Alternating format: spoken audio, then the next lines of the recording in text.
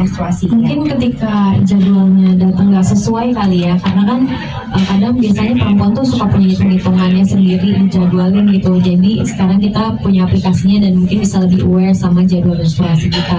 Tapi seringkali tuh kalau misalnya hormon lagi nggak stabil, menstruasinya juga datangnya juga suka tiba-tiba, kadang telat, kadang lebih early. Kalau aku justru lebih sering early gitu. Nah itu yang agak merepotkan karena biasanya kan lagi nggak jaga-jaga gitu, lagi nggak pakai pembalut. Nah itu sih mungkin pengalaman yang kadang suka bikin kaget. Makanya untungnya aku tuh selalu standby charm, pasti di tas asisten aku ada, di mobil aku ada, di tas aku ada. Karena siklus haid kita kan even teratur pun kadang suka ada yang kecolongan-kecolongan gitu. Jadi aku lebih, dan aku suka standby juga karena pasti akan selalu ada teman yang minta dan butuh. Jadi itu yang membuat aku selalu udah deh, aku aware, jadi aku taruh aja at least ada di tas asisten aku atau di mobil aku supaya seenggaknya teman-teman aku juga kebantu. Terima kasih.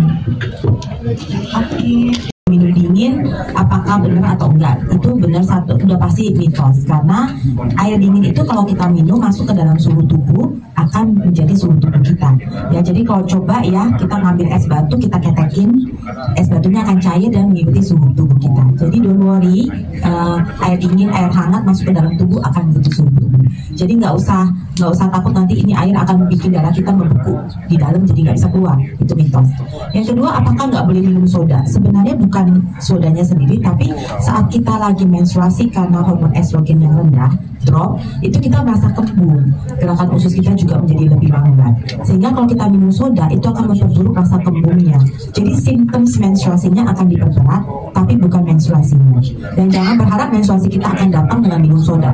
Jadi banyak yang, saya udah telat haid, udah minum soda 3 botol, tetap aja saya nggak datang haid. Ya jangan berharap, karena itu juga nggak akan ada dampak. Apalagi cuci rambut itu sama sekali nggak ada hubungannya. Silakan mandi, justru kalau perlu higienitas itu harus dijaga dengan sangat baik saat kita menstruasi. Karena sekali lagi darah itu adalah sumber makanan, sumber kontak dengan bakteri.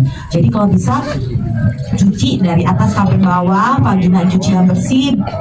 Kan di area vagina juga kita ada bulu-bulu vagina, itu juga harus dibersihkan, jangan sampai ada darah-darah yang terdapat di sana.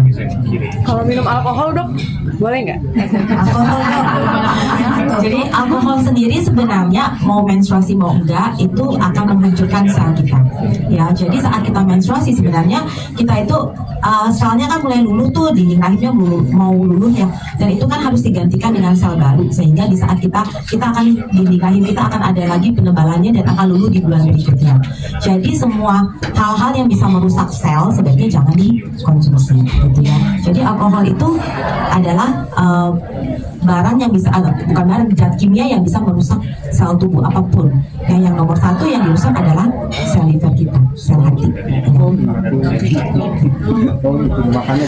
Silakan. Jadi rame abis ngomongin alkohol. Iya. Ini rame. Silakan mbak. Pengen tahu aja sih dok, mungkin tipsnya buat anak-anak muda khususnya yang baru suka gitu, karena kan melihat saat ini udah banyak juga anak-anak saat ini yang memiliki kista. Apakah ada tips khusus mungkin pada saat menstruasi? Ya, terima kasih sebetulnya, ini penting banget nih ya, apalagi kalau misalkan nanti kita mau sharing sama teman ya, untuk diri kita sendiri juga. Jadi nomor satu adalah kita harus kenali menstruasi yang benar atau yang normal. Satu, kita harus tahu menstruasi itu akan datang pada siklus yang teratur. Jadi seorang wanita itu akan punya siklus menstruasi dari mens ke mens, entah itu 28, entah 30, dan catat tanggalnya dari mens ke mens itu berapa. Yang normal itu kita sebut 24 sampai 35 hari.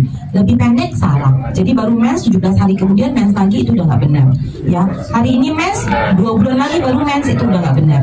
Ya, nomor 2 adalah durasi menstruasi.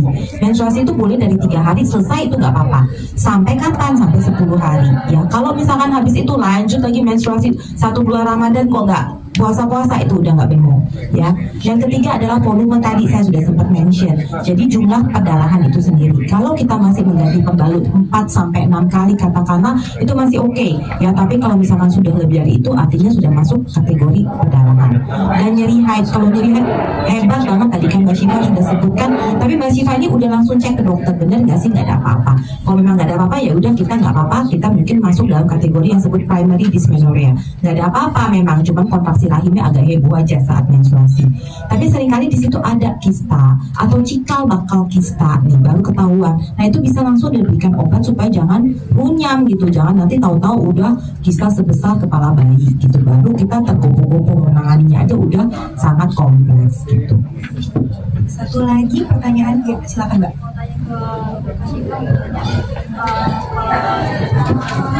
Menstruasi gitu, kira-kira simptom yang kita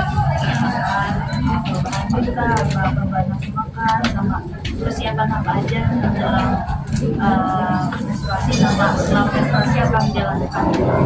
Oke, makasih pertanyaannya. Nah, aku tuh biasanya biasanya kalau lagi PMS tuh lebih sulit daripada pas udah haidnya, karena pas PMS tuh misalnya aku lagi nggak ngecek tanggalan haid aku kayak kok tiba-tiba aku ngerasa aku nangis terus ya, kerjanya kayak ngeliat kucing di aplikasi apa gitu, aku kayak langsung sedih gitu, ternyata mau haid gitu. Jadi memang lebih ke perubahan mood dan juga lebih emosional kali ya. Makanya mungkin kalau misalnya lagi syuting pas lagi PMS agak lebih gampang gitu kan nangis karena lebih emosional gitu. Terus biasanya aku craving makanan gitu. Misalnya aku suka banget makanan manis. Jadi biasanya kalau lagi PMS tuh justru lebih berasa tuh craving makanan, khususnya makanan manis. Sama biasanya kalau udah menjelang banget H-1 H-2 baru crampsnya udah mulai berasa. Sama aku biasanya agak punggung agak pegel-pegel gitu. Itu sih biasanya.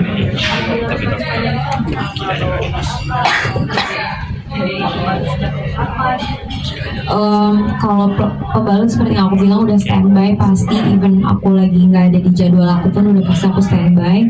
Cuman kalau misalnya obat, nah aku tuh bukan tipe yang bergantung sama ibuprofen atau obat ataupun painkiller pada saat haid atau menstruasi, karena aku ngerasa nggak mau bergantung aja gitu. Jadi biarpun sakit nggak apa-apa, aku tahan aja, toh kan ada si cooling fresh ini yang sangat membantu. Makanya kenapa aku berusaha banget menghindari yang namanya obat, walaupun mungkin kayaknya nggak ada yang salah ya dok dengan konsumsi obat gitu, cuman aku nggak pengen aja bergantung gitu. Terima kasih.